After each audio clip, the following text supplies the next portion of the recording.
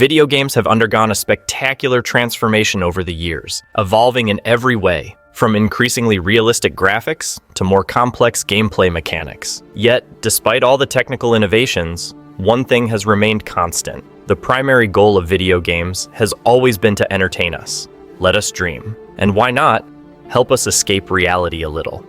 For me, games have been a true refuge, a way to blow off steam, immerse myself in epic stories, and distance myself, even just for a bit, from everyday life's problems. After more than 15 years of gaming, I can say that some of my most intense experiences have happened right in front of a screen. But today, it seems the video game industry is changing direction. Rather than focusing on well-structured games designed to entertain and engage, the industry increasingly seems to prioritize conveying social and political messages, often at the expense of gameplay quality or storytelling.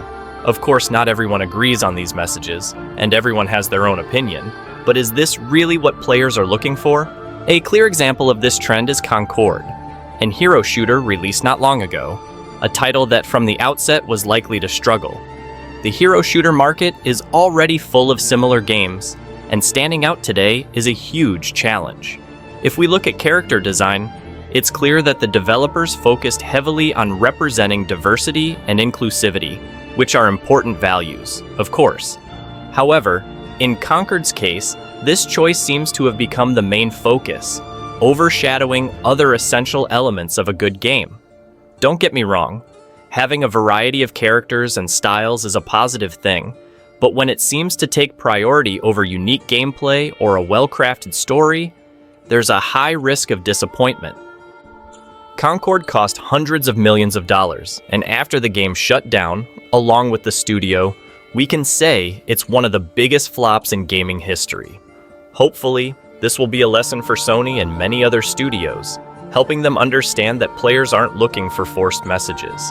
They want stories, engagement, and pure fun.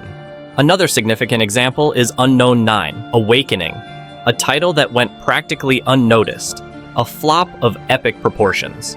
This game was criticized not only for its inclusive and political messaging, but also, and perhaps more importantly, for its massive technical issues. From the first gameplay previews, it's clear that the game suffers from bugs, glitches, and flaws that ruin the experience. Even from a narrative standpoint, there's a sense of overall confusion, as if the game had lost its direction. This shows us that when technical quality and storytelling are neglected to make room for social messaging, the end result fails to satisfy either those interested in the story or those seeking an engaging, well-constructed gaming experience. These two games are just the latest examples of a trend that, for many players, seems increasingly disconnected from what the audience truly wants.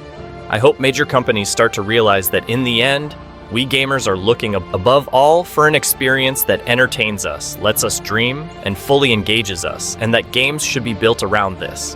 Social or political messages, if they need to be there, should emerge more naturally and be seamlessly integrated, without risking the core essence of fun. Until then, I'll be focusing on my backlog of indie and retro games, where creativity and pure entertainment are still at the heart of the experience. These titles, often developed by small studios on limited budgets, prove that you don't need massive investments to create memorable and captivating games. After all, video games were created to entertain and bring people together, and that's something we should never forget.